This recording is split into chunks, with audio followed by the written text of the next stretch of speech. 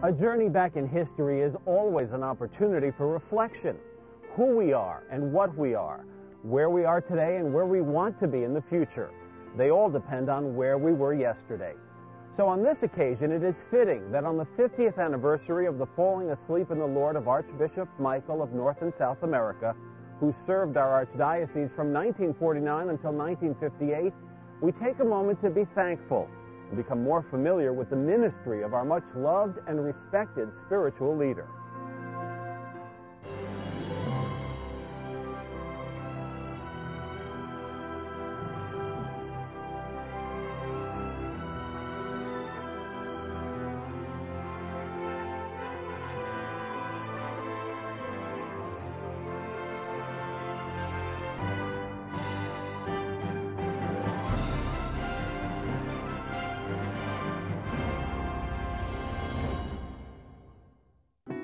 Archbishop Michael was born Thukydides Konstantinidis in Maronia in Western Thrace on May 27, 1892.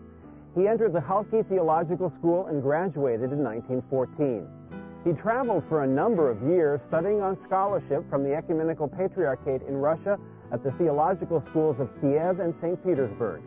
Then, after the Russian Revolution, he returned to Constantinople, where he was ordained a priest in 1919 and served in parishes in that city. In 1923, Archbishop Michael was named Chancellor of the Archdiocese of Athens. And in 1927, he was appointed to serve in London as priest of the Cathedral of St. Sophia, where he remained for 12 years. While in London, he was very active in ecumenical affairs and represented the Ecumenical Patriarchate at a number of ecumenical meetings and conferences. In 1939, Archbishop Michael was elected Metropolitan of Corinth. He was a loving and philanthropic leader for the faithful during the very difficult times of World War II and the German occupation. He helped feed his flock both physically and spiritually and saved many from being executed or sent to concentration camps.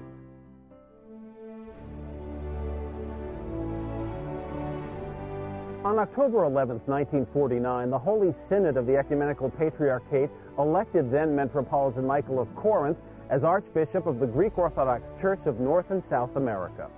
Archbishop Michael arrived by boat in New York City, and 2 months later, on December 18, 1949, was enthroned, thus beginning his ministry to the Church in the Americas. The initial reaction to the Archbishop's election was not favorable. First, he had to follow in the very large footsteps of Ecumenical Patriarch Athenagoras, the former Archbishop of North and South America. And second, some thought it would take a great deal of time for Archbishop Michael to become acquainted with the issues and concerns that the Church faced. But Archbishop Michael proved to be a great and inspiring leader who had a vision with no boundaries. He was a different leader than his predecessor, yet he was an excellent choice at that time for the Church in the Americas. He was a learned theologian with a profound mind, with deep faith and commitment, unshakable in his dedication to his calling. His varied experiences prepared him well for this new ecclesiastical seat. He used his own gifts of piety and spiritual authenticity to steer the course of the Church. Archbishop Michael was a remarkable person. He was very open to realities of contemporary world. Therefore, he was easy in cultivating connections and relationships with high-standing people in the political and social level. So here you have someone who took really significant steps, very practical, while at the same time was continuously aiming and cultivating the very spiritual basis of this church as absolutely necessary. A remarkable combination.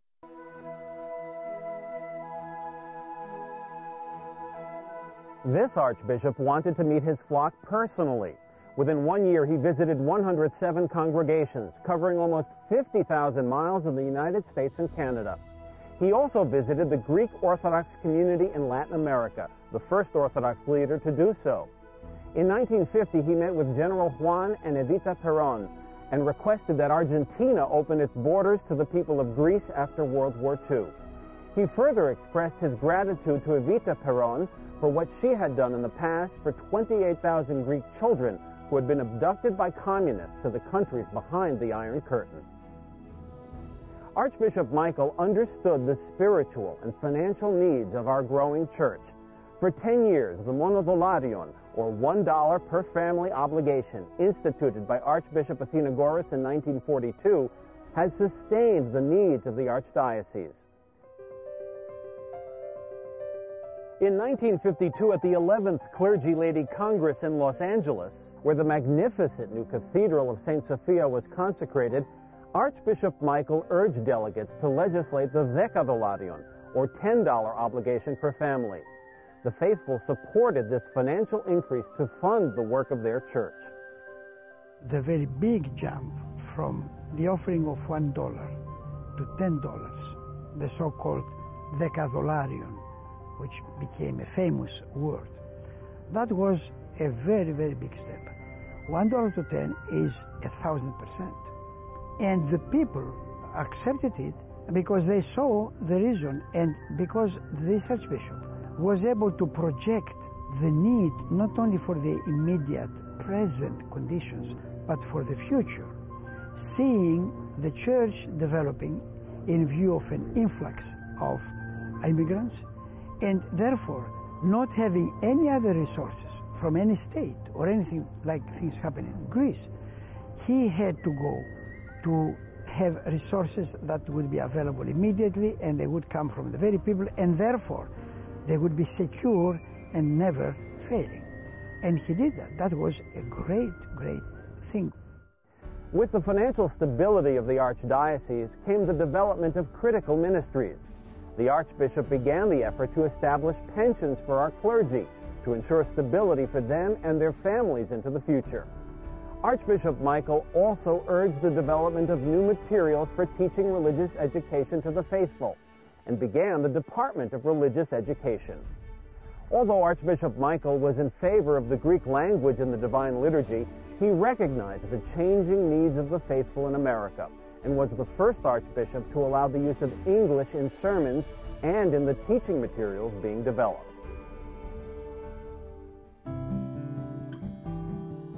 He also saw a need and a responsibility to care for the immigrant pioneers of the Church in America. Archbishop Michael supported and encouraged the establishment of a home for the elderly, which continues to thrive as St. Michael's Home in Yonkers, New York.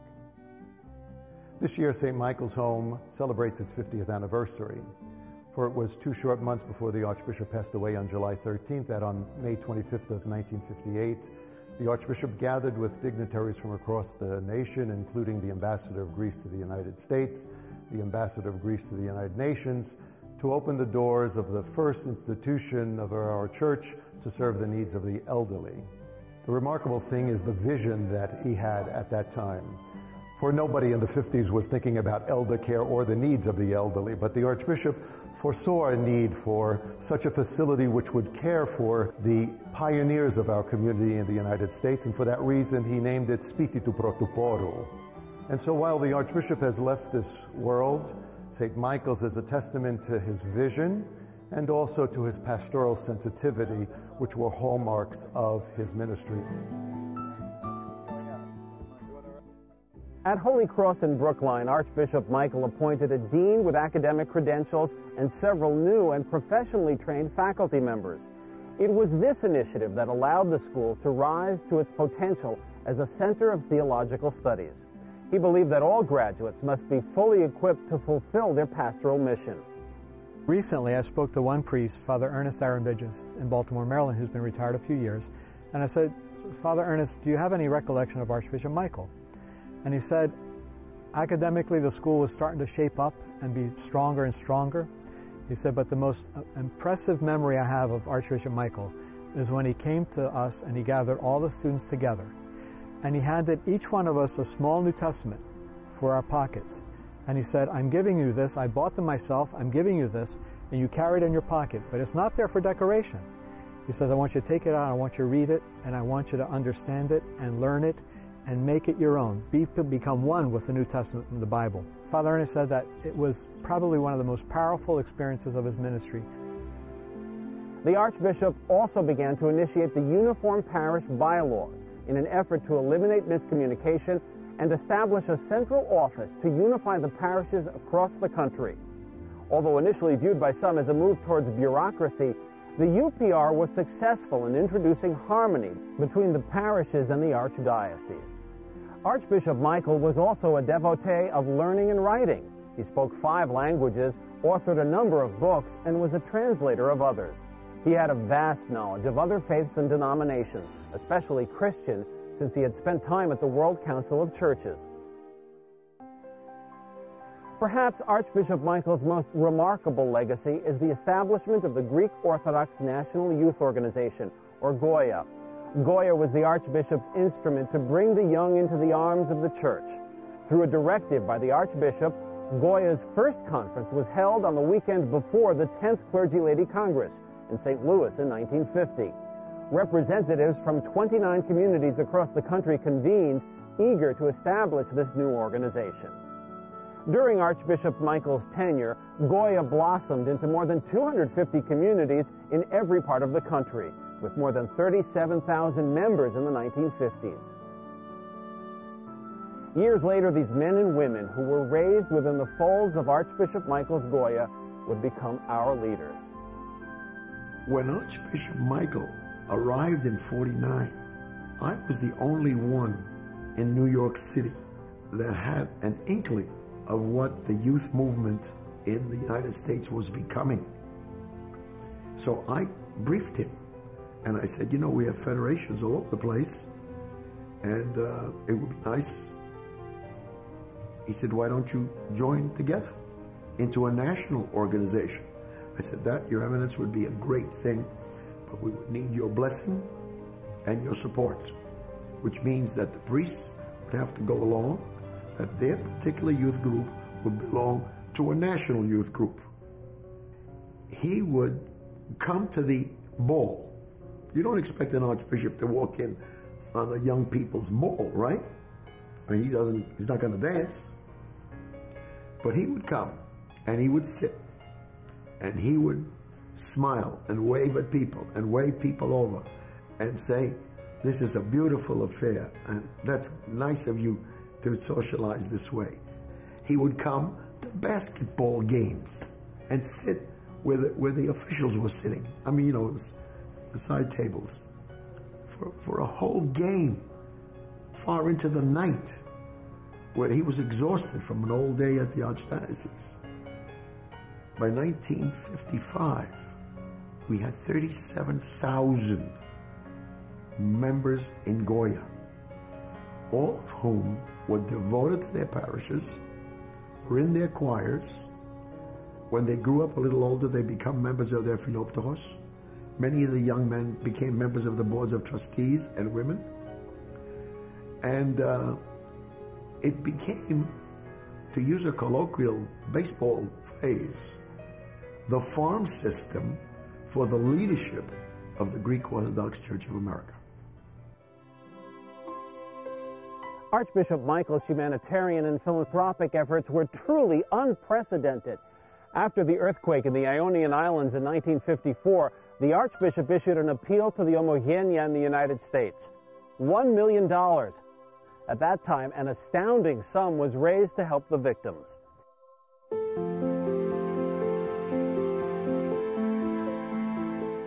In response to the persecution of Greek Orthodoxy in Istanbul in 1955, Archbishop Michael published a special newspaper.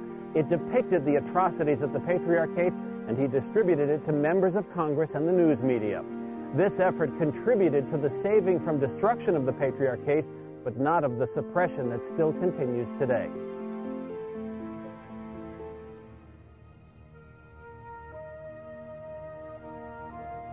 Archbishop Michael moved the church forward in the 1950s, yet his vision included securing a place of prominence in all of America for our church and Hellenic Orthodox culture.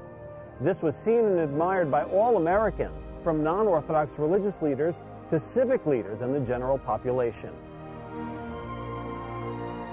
Archbishop Michael had been involved in inter-Orthodox and inter-church relations from as early as 1927, when he represented the Ecumenical Patriarchate at the Faith and Order Conference held in Lausanne. He participated in and encouraged both inter-Orthodox and inter-church relations. In 1954, at the General Assembly of the World Council of Churches in Evanston, Illinois, Archbishop Michael was elected one of its 6 presidents. Also during the 1950s, Archbishop Michael began the effort that was continued by his successor, Archbishop Iakovos, to obtain formal recognition for our Greek Orthodox faith through resolutions adopted by state legislatures. Previously, official references to major faiths had been limited to only Catholic, Protestant, and Jewish. This recognition, in turn, led the United States Congress to adopt a bill that recognized Eastern Orthodoxy in the armed forces as unique from the Catholic and Protestant faiths.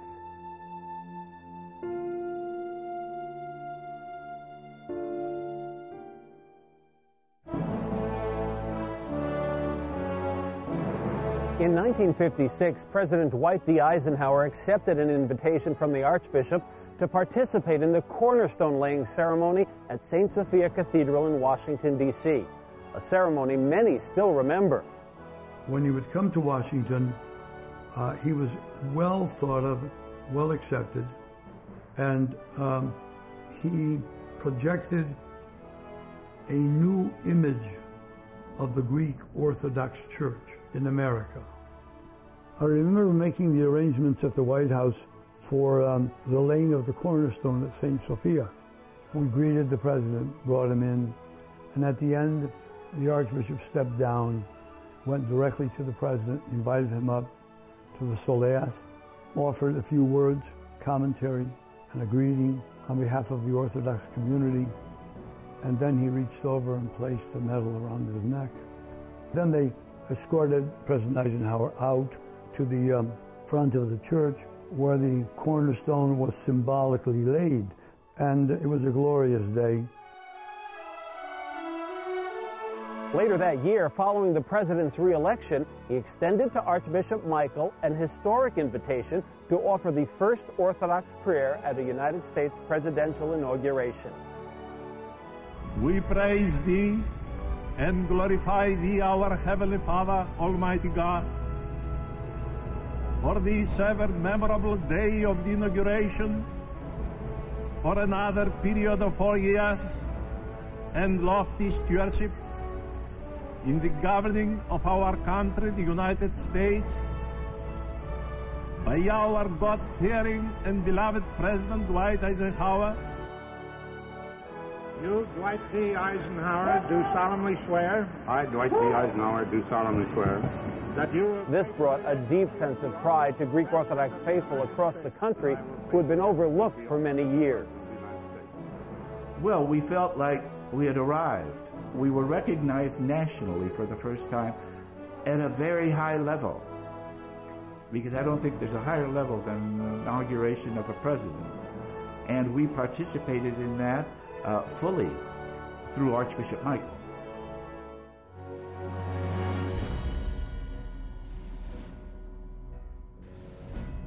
"50 years ago, the biennial Clergy Lady Congress took place in Salt Lake City. Feeling poorly, Archbishop Michael attended and remained throughout the Congress. When it was apparent that he must have immediate medical treatment, he was flown by government plane to New York and was admitted to Doctor Hospital. As his condition worsened, faithful across the country were updated on his condition through news reports. Then, on July 13, 1958, Archbishop Michael passed to the Lord.